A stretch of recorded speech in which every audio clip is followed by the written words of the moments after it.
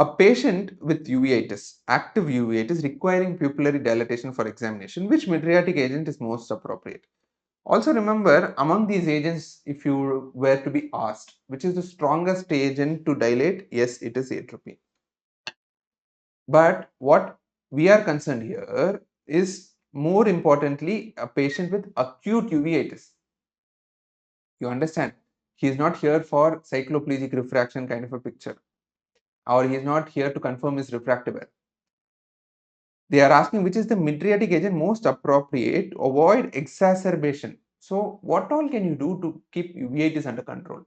See, the major problem with these cells in the anterior chamber is they are sticky in nature.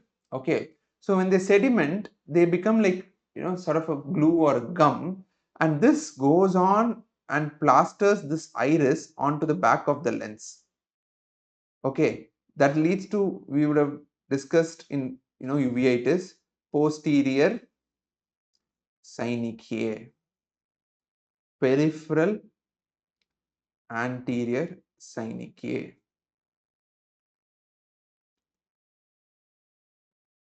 And do you know one thing? There are certain dilatations of the pupil, or in another way, there are certain positions of the iris which are most suitable for formation of the synechiae. You know which one? When the pupil is best constricted, or in fact mid dilated, okay, slightly dilated, which happens in which situations? In night and in the dark, right? Those are the times when it is most suitable for formation of this synechiae, because the iris and the lens come in contact. When they come in contact in a particular position, it really favors for the formation of the sticky connections called as synechiae. Okay, so what do we do? And what is the problem if they stick together? The aqueous cannot flow from here to here. Can you see this? It comes from the posterior chamber to anterior chamber. Am I right? So when the traffic of the flow of aqueous is disrupted, that will result in rise of intraocular pressure. What will that cause? Uveitic glaucoma, clear, and severe pain and everything. Secondly, when there is a lot of reaction and a lot of cells in the anterior chamber, it goes and irritates this tiny structure. Okay, one second, I'll draw a better picture. Yeah, see this, there is this tiny structure, no, this is the lens. Can someone tell me what this is? This is nothing but the ciliary body. Understood? So what does ciliary body have? It has ciliary muscles. So when these cells, okay, which are here, this is the iris, this is the anterior chamber, they go and irritate the ciliary body and make it contract. And when it contracts, that results in pain with photophobia. So what do you need to do? You need to relax this, and you need to keep the iris in dilated position. These are the two important ways of preventing the exacerbation of the symptoms associated with uveitis. So I've taught you the principle of pharmacological management of uveitis.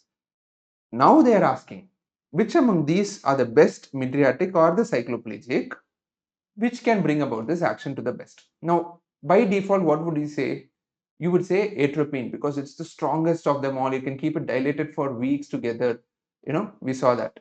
But one important point we learned in the last question is atropine takes very long time to act, 6 to 24 hours, correct? So the patient is in acute uveitis and you want immediate action, correct? So in that situation, you have to resort to cyclopentolate.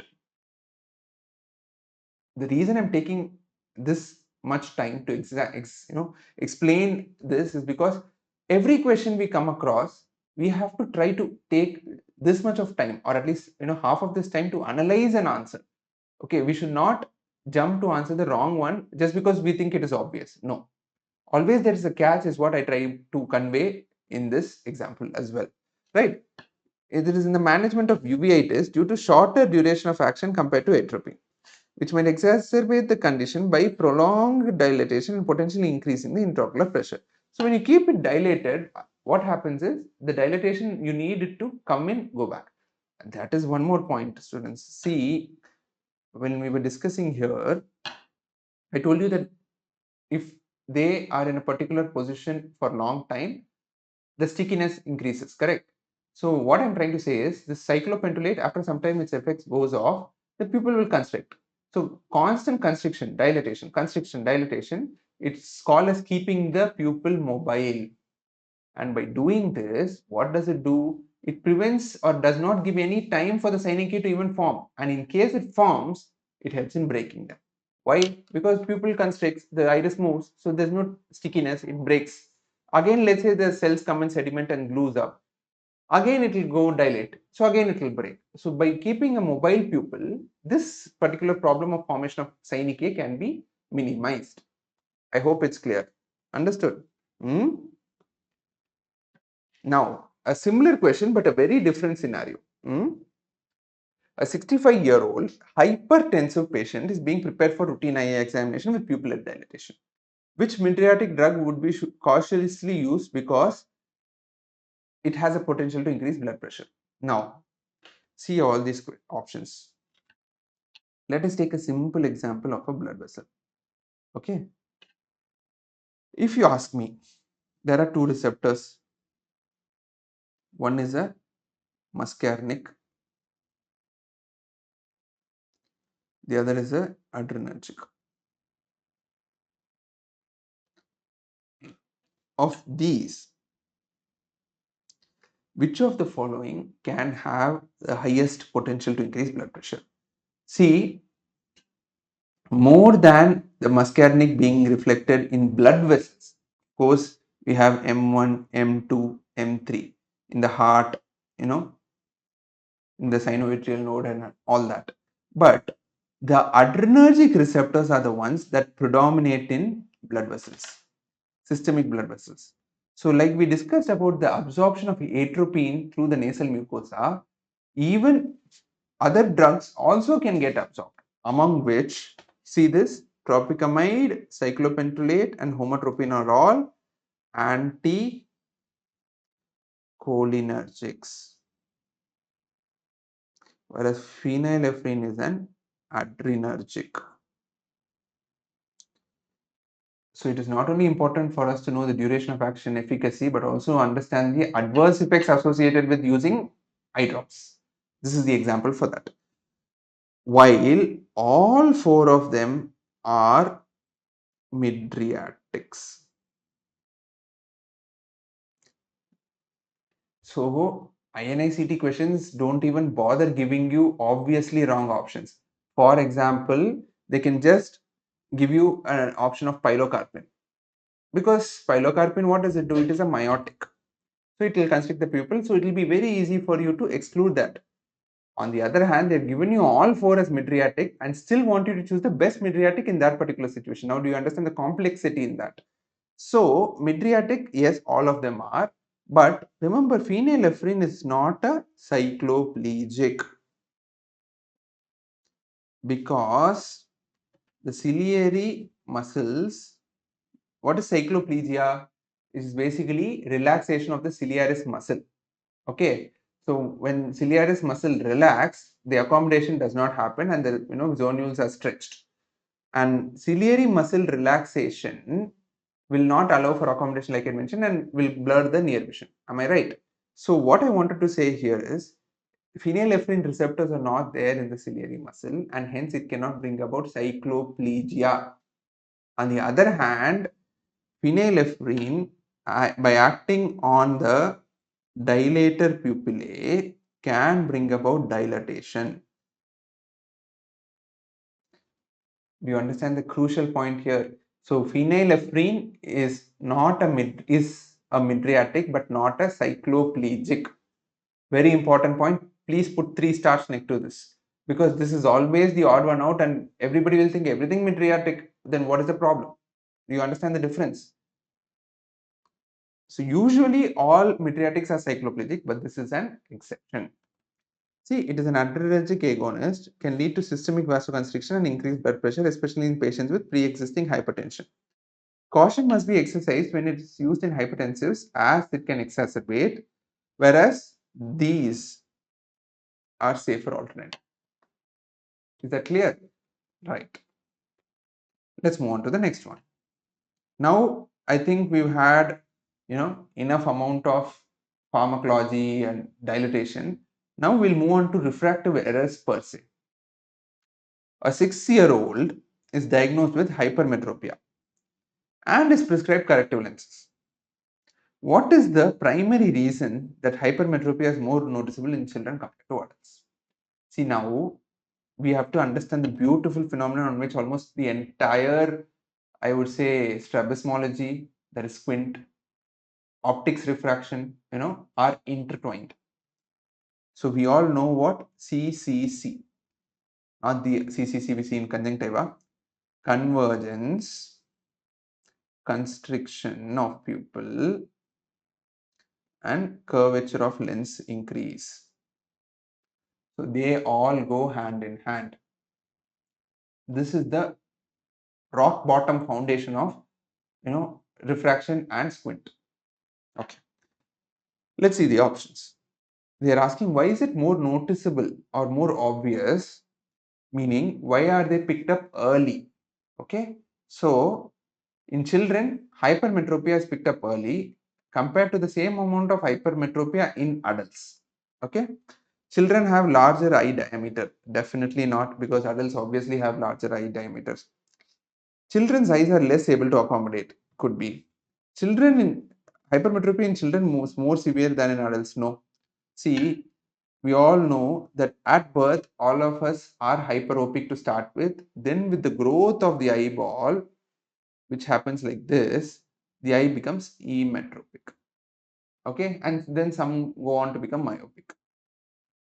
Okay. Now, see this point and this point. They are contradictory. They're saying less accommodation, more accommodation. Remember, oh, okay, I think I've disclosed the answer. Yeah, I was trying to adjust the screen. Remember, the power of accommodation is a very crucial factor to allow for a child to be able to see near. Okay, so you must have noticed the child almost always does a lot of activities which are associated with near vision. Clear? So near vision, including toys, including small objects that they handle, right? All of them pretty much are in the near vision area. So anything that bothers their near vision, and you're talking about a 6-year-old, so obviously not just toys, even them being able to read their basic alphabets and etc., they need a good near vision, correct? Now, if there is a refractive error that is going to impair their near vision, then obviously their performance at school, being active at home, all of them gets impaired, and the parents are usually anxious, otherwise even more anxious about their child not performing well. On the other hand, okay, now things have changed. It's the digital era. Adults, yes, they are using a lot of near activity related work. But otherwise, in general, adults, they perform activities that are not too related to their near work, pretty much distance work like driving, doing the routine activities, etc. So for them, being dependent on near vision is not that extent. So now, which is the refractive error that is going to impair your near vision? See, to be able to see near, what did I say has to happen? The lens has to accommodate and change its shape to become more convex. Correct. So convexity means plus power. Now imagine there is a added refractive error which needs plus power, further plus power. That is hypermetropia. So how do you correct hypermetropia? Using convex lenses, meaning you have to support the eye beyond its actual accommodation. And that kind of refractive error is hypermetropia. And that is why in children you pick it up early compared to adults. I hope I made myself clear. Now let's look at the theory. Hypermetropia is called farsightedness. Okay. Unlike adults, children have a little ability to compensate for the hypermetropia through accommodation, making refractive errors more apparent. So, like I mentioned, the development of the muscle and everything inside the eye is complete in adults, and hence they are able to compensate for this hypermetropia to a greater extent. That is also another reason. Apart from not being too near work dependent, their ability to compensate for it also is better compared to children. As children grow, their accommodative ability improves, which may partially reduce the symptoms. So that, like I mentioned, even if they continue to be hypermetropic, and that is the eyeball is not growing too fast, okay, still their muscles become stronger, and to certain extent, maybe let's say in 12 years or something, they are having the refractive error, but still not complaining too much about it in the form of not being able to see. But add to a point here, they develop headaches. That is called as asthenopia. What is asthenopia? Excessive symptoms, due to excessive accommodation straining. Okay, that is called as asthenopia. Is that clear? See here. So in a hypermetropia, what happens? The eye is not able to accommodate enough to focus here, especially in children. Children have lesser ability to accommodate. So you need to supplement them with other added plus lenses or convex lenses. So I hope you understood what I've tried to convey by choosing this question. Right. Let's move on to the next one. A patient who underwent cataract surgery is prescribed a contact lens to correct for aphakia. Which type of contact lenses is most suitable for providing normal visual experience in such patients? 1. RGP, soft hydrogel, bifocal, scleral. See, important thing here, students, is that when you're talking about aphakia, that means the patient does not have an intraocular lens.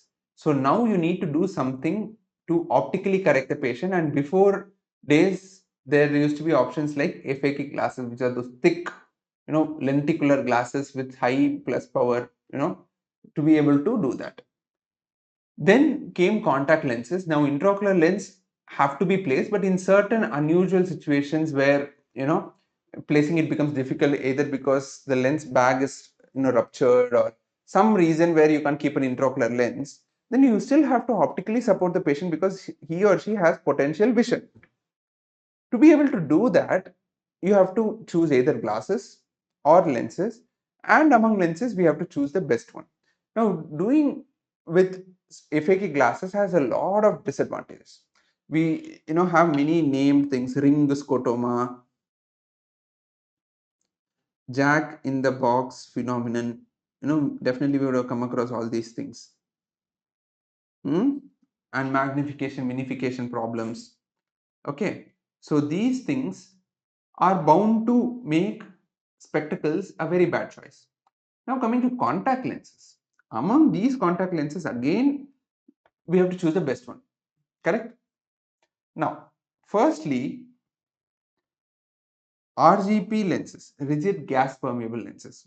Rigid gas permeable lenses are definitely an option, but handling them, especially in a patient who is aphakic, meaning without lenses, it is going to, without their own lenses, that is, they do not have any support without the lenses, and to be able to take that RGP and place it on their eye can be really tedious task, making them dependent on somebody to do it for them on a daily basis. Okay, soft hydrogel lenses, it is very difficult to control the thickness to be able to provide that kind of high power in order to give that kind of optical clarity. On the other hand, bifocal contact lenses is way more difficult and not predictable, and that is why we really do not routinely give bifocal contact lenses even for patients with presbyopia. So some patients who've been using contact lens for years, at the age of 40, they come to us and they are like, "Sir, I want to continue to use contact lenses." But you know what? Presbyopic contact lenses, they have to function in a very dynamic way. So let's say the contact lens is placed, the lower part will have one power and the upper part will have one power. Okay, and this is the pupil. So when the patient looks down, this contact lens has to slide up, and the lower part, which has a higher power for near, should be the one that is just in front of the pupil. So since it involves a lot of dynamics, it is quite tricky and not that comfortable as like that of a bifocal glasses. Even between bifocal and glasses and lenses, Sometimes for patients, glasses work out better. So obviously the answer is scleral lens. Now we'll see why it is scleral lens, because they provide large and stable surface that covers the entire corneal and scleral area. Now, as and when the size of the lens increases, it becomes much easier for the patient who's FAQ to be able to handle it, place it on their eye. Okay.